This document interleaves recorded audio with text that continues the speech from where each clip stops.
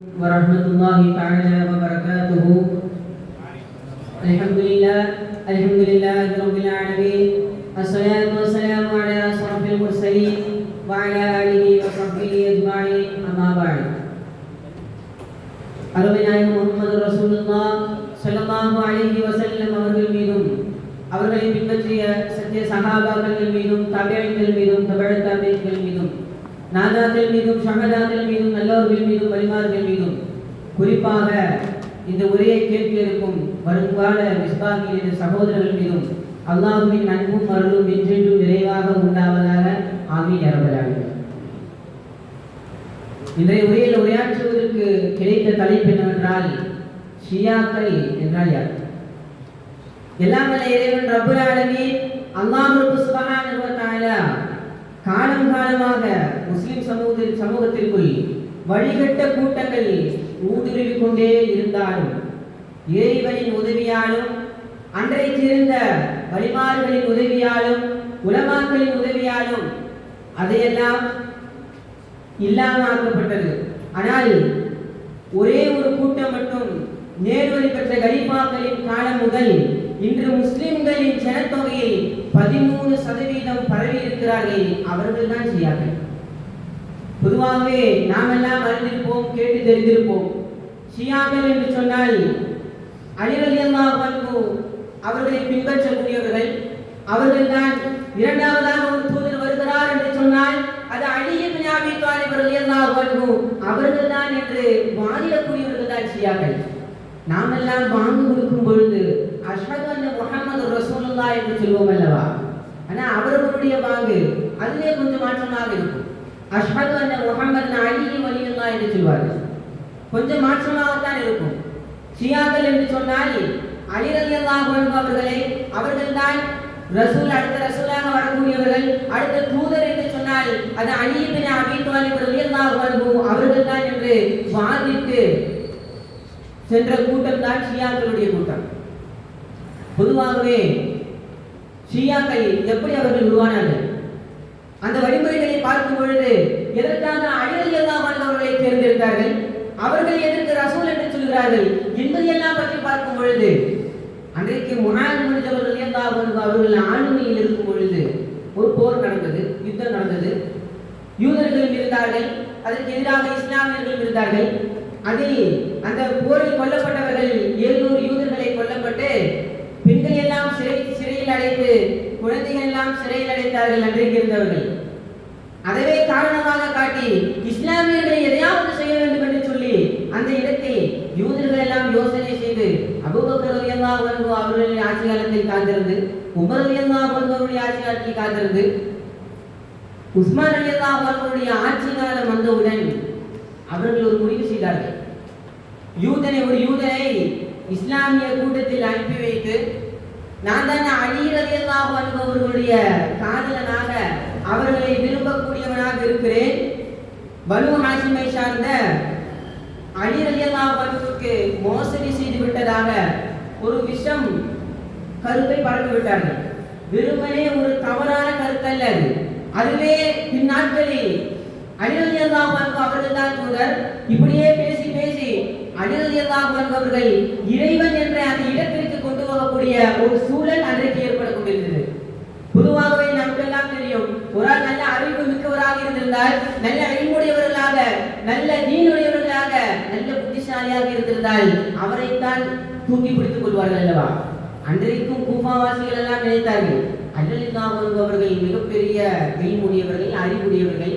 ஸல்லல்லாஹு அலைஹி வஸல்லம் சொல்வார்கள் அல்லவா, நான் வாதல் என்று சொன்னால் அதனுடைய கதவு அலி இப்னு அபீ தாலிப் ரலியல்லாஹு அன்ஹு அவர்கள்தான்.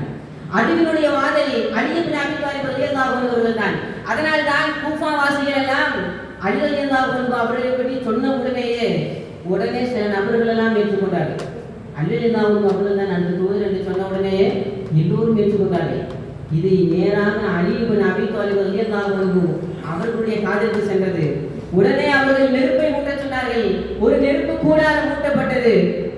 அந்த இடத்திலேயே யாரெல்லாம் என்னை அலி, யாரெல்லாம் என்னை தூதர் என்று சொன்னார்களோ, என்னை ரசூல் என்று சொன்னார்களோ அவர்களை இந்த நெருப்பு மூட்டத்தில் போட வேண்டும். அவர்களை யார் பின்பற்றினார்களோ அவர்களையும் இதில் போட வேண்டும் என்று சொல்லி அந்த இடத்தில் முடிவு செய்யப்பட்டு நெருப்பு கூடாரம் கூட்டப்பட்டு எல்லோரையும் யாரெல்லாம் பின்பற்றி அவதூறு சொன்னார்களோ, ரசூல் ஸல்லல்லாஹு அலைஹி வஸல்லம் அவர்களுக்கு அடுத்து எதை தூதர் என்று சொன்னார்களோ அவர்களை நெருப்பு கூடாரத்தில் போட்டப்பட்டது. அதன் பிறகு எல்லாம் முடிந்து விட்டது என்று நினைத்தால் ஒருபோதும் முடியாது. எங்கேயாவது ஒரு சின்ன தும்பாக இருக்கும் அல்லவா? ஏதாவது ஒரு தவறு செய்திருந்தால் தவறிலிருந்து முழுமையாக விட்டுவிட முடியும் என்று நினைத்திருந்தாலும் ஏதாவது ஒரு சின்ன தப்பு, ஒரு புள்ளி இருக்கும் அல்லவா? அதுபோன்று அந்த நேரத்தை, அந்த ஃபித்னாவை உருவாக்கியவர்தான் அப்துல்லாஹ் இப்னு சபா என்பவர். அவர் உருவாக்கிவிட்டு அவர் போய் சேர்ந்து விட்டார். அவருக்கு பின்னாடியே அவர்களை பின்பற்றிய ஒரு சில நபர்களால் அவர்கள் எல்லாம் திரும்பவும் அவர்கள் பேச ஆரம்பித்து விட்டார்கள். அலி ரலியல்லாஹு அன்ஹு அவர்கள் தான் தூதர் என்று சொல்லி. பிறகு அந்த சபாயின் என்ற அந்த கூட்டமாக மாறி அதுவே ஷியாக்களாக மாறிவிட்டார்கள்.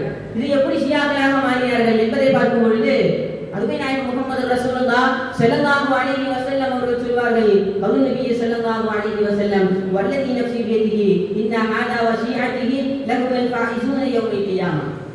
நபி ஸல்லல்லாஹு அலைஹி வஸல்லம் அவர்கள் சொல்லி காட்டுவார்கள், என்னுடைய உயிர் தன் கைவசத்தில் வைத்திருக்கும் இறைவனின் மீது சத்தியமாக இவனும், அதாவது அலி ரலியல்லாஹு அன்ஹு அவர்களும் அவர்களுடைய கூட்டமும் கியாமத் நாளில் வெற்றியாளராக இருப்பார்கள் என்று சொன்னார்கள். இதை கேட்டுவிட்டு அவர்கள் எல்லாம் நினைத்து விட்டார்கள், யாரு? அலி ரலியல்லாஹு அன்ஹுவுடைய பின்பற்றிய இந்த ஷியாக்கள் எல்லாம் நினைத்து விட்டார்கள், இந்த சபாயின் கூட்டங்கள் எல்லாம் நினைத்து விட்டார்கள், நபி ஸல்லல்லாஹு அலைஹி வஸல்லம் அவர்கள் நம்மை தான் சுட்டி காமிச்சிருக்கிறார்கள் என்று. நம்ம தான் சொல்றாங்க, ஏன்னா நாம தான் அலி ரலியல்லாஹு அன்ஹு அவர்களை பின்பற்றி இருக்கிறோமோ என்றெல்லாம் சொல்லிவிட்டு அந்த இடத்திலேயே பேரை மாற்றிக் கொண்டார்கள். சபாயி என்ற அந்த கூட்டம் ஷியாத்தி என்று ஆகிவிட்டது. அந்த இடத்திலேயே ஷியாக்களாக மாறிவிட்டார்கள். வெறுமனே ஷியாக்கள் மட்டுமல்ல, நபி ஸல்லல்லாஹு அலைஹி வஸல்லம் அவர்கள் சொன்ன கூட்டம் நாங்கள் தான். ஷியாக்கள் மொத்தம் 24 பிரிவுகள் இருக்கிறார்கள். வெறுமனே ஷியாக்கள் என்று சொன்னால் ஒரு கூட்டம், எங்கோ ஒரு முக்கில், ஏதோ ஒரு ஊர், ஈரானிலோ ஏதாவது ஊரில் மட்டுமல்ல, 24 பிரிவுகள் இருக்கிறார்கள். உமாமியா, இஸ்மாயிலியா என்றெல்லாம் சொல்லக்கூடிய ஒவ்வொரு கூட்டத்திற்கும் ஒவ்வொரு ஆதாரங்களை வைத்திருக்கிறார்கள். வெறுமனே அவர்கள் எந்த ஆதாரமும் இல்லாம யாரோ ஒருத்தர் சொன்னாரு, யாரோ ஒருத்தர் சொல்லிவிட்டு போய்விட்டார், நாம பின்பற்றிடலாம், அப்படிலாம் இல்லை. இவர்கள் ஆதாரத்தோடு அவர்கள் வைக்கிறார்கள். என்ன ஆதாரம் வைக்கிறார்கள் என்று பார்க்கும் பொழுது, இஸ்மாயிலியா கூட்டத்தை சேர்ந்தவர்கள் என்ன தெரியுமா சொன்னாங்க? அவர்களுடைய அக்கீதா, நபி ஸல்லல்லாஹு அலைஹி வஸல்லம் அவர்கள் தகுதியான அலி ரலியல்லாஹு அன்ஹு நபி ஸல்லல்லாஹு அலைஹி வஸல்லம் அவர்களுக்கு பின்பு ரசூல் என்ற பட்டம் கிடைப்பதற்கு மிகவும் தகுதியானவர் அலி ரலியல்லாஹு அன்ஹு அவர்கள். காரணம் என்ன என்பதை பார்க்கும் பொழுது, நபி ஸல்லல்லாஹு அலைஹி வஸல்லம் அவர்களுடைய மகள் ஃபாத்திமா பின்த் ரலியல்லாஹு அன்ஹா அவர்களை குறித்து அவர்களுக்கு நுபுவத்தினுடைய பட்டத்தை கொடுத்து விட்டார். இது யாருடைய வாதம்? இஸ்மாயிலியா என்று சொல்லக்கூடிய அந்த கூட்டத்தினுடைய வாதம். பகலல்லா இப்படியெல்லாம் ஒவ்வொரு கூட்டம் சொல்லி, அதே போன்று உமாமியா என்ற கூட்டம் அவர்கள் இதே போன்ற ஒரு கருத்தை வெளியிட்டார்கள். இப்படியெல்லாம் ஒவ்வொரு கூட்டமாக ஒவ்வொரு காரணங்களை சொல்லி ஏதோ ஒரு ஹதீஸை யாருக்கோ சொன்னதை இவர்கள் பின்பற்றி கொண்டு இது நாங்கள் தான், இது எங்களை தான் சொல்லியிருக்கிறார்கள் என்றெல்லாம் சொல்லிவிட்டு அந்த இடத்திலேயே ஷியாக்களாக மாறி, வெறுமனே ஷியாக்கள் என்று சொன்னால் சாதாரண மனிதர்கள் அல்ல. யாரு அலி ரலியல்லாஹு அன்ஹு அவர்களை தவறாக பேசுகிறார்களோ, ஏதாவது ஒரு சின்ன நடந்து விட்டாலும் என்னமோ எனக்கு தான், எங்களுக்கு தான் அலி ரலியல்லாஹு அன்ஹு அவர்களை விரும்ப தெரியும் என்பதை போல யாராவது அலி ரலியல்லாஹு அன்ஹு அவர்களை பற்றி தப்பாக பேசிவிட்டால் உடனடியாக அவர்கள் எதிர்த்து விடுவார்கள். இன்றைக்கு முக்கியமாக முகூர்த்தத்தில் பேச வேண்டிய ஒரு விஷயம் என்னவென்று சொன்னால், ஆஷுரா துக்க நாளா சந்தோஷ நாளா? ஷியாக்கள் கூறுகின்ற ஒரு கருத்து என்ன தெரியுமா? ஆஷுரா ஹுசைன் ரலியல்லாஹு அன்ஹு அவர்கள் மரணித்த நாள், இது சோகமான நாள். அதனால் இந்த நாளை அவர்கள் சந்தோஷமாக கொண்டாட மாட்டார்கள். பொதுவாகவே ஒரு மனிதனின் மரணம் என்பது, மரணித்து விட்டால், மௌத்தாகிவிட்டால் 3 நாட்கள் அவன் துக்கமாக இருப்பான். 3 நாட்களுக்கு அவன் துக்கம் அனுஷ்டிக்க வேண்டும். அதன் பிறகு அவன் அப்படியே சாதாரணமாக மாறிவிடுவான். அதுவே ஒரு மனைவியாக இருந்தால், தன்னுடைய கணவன் வஃபாத்தாகிவிட்டால், மௌத்தாகிவிட்டால், நாமெல்லாம் இத்தாருடைய வாக்கு படித்திருப்போம் அல்லவா? 4 மாசம் 10 நாட்கள் எல்லாம் இருக்க வேண்டும் என்றெல்லாம் படித்திருப்போம் அல்லவா? அப்படியெல்லாம் இருப்பார்கள். ஆனால் முஹர்ரம் 10ற்கு ஏறக்குறைய 40 நாள் முன்னாடி ஹுசைன் ரலியல்லாஹு அன்ஹு அவர்கள் மரணத்தின் காரணத்தால் ஷியாக்கள் இது துக்க நாளாக கருதிவிட்டு அந்த நாட்களில் 40 நாள் எந்த நல்ல காரியமும் நடக்காது.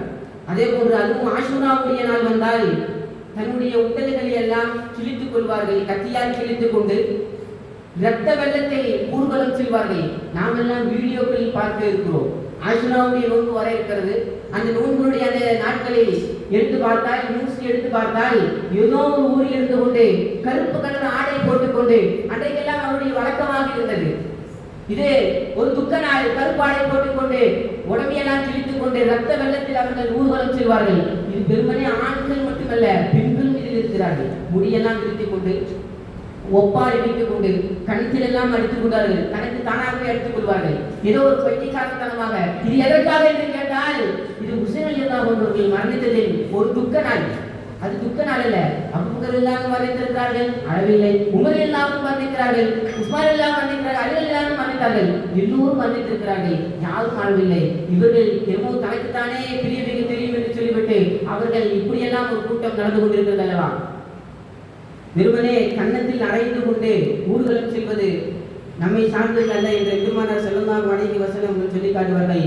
அதனால் எல்லாம் வல்ல இறைவன் ரப்பல் ஆலமீன் ஷியாக்களை பற்றி தெரிவதற்கும் அவர்களை பின்பற்றாமல் இஸ்லாமிய சமுதாயம் முன்னேற வேண்டும் என்பதற்கு எல்லோரும் துவா செய்ய வேண்டும். எல்லாம் வல்ல ரப்பல் ஆலமீன் அல்லாஹ் சுப்ஹானஹு வ தஆலா நாம் அனைவரையும் இஸ்லாமியர்களாக வாழ வைத்து இஸ்லாமியர்களாக வர்ணிக்கக்கூடிய தௌஃபீக்கை நாம் அனைவருக்கும் தந்தருள் புரிவானாக.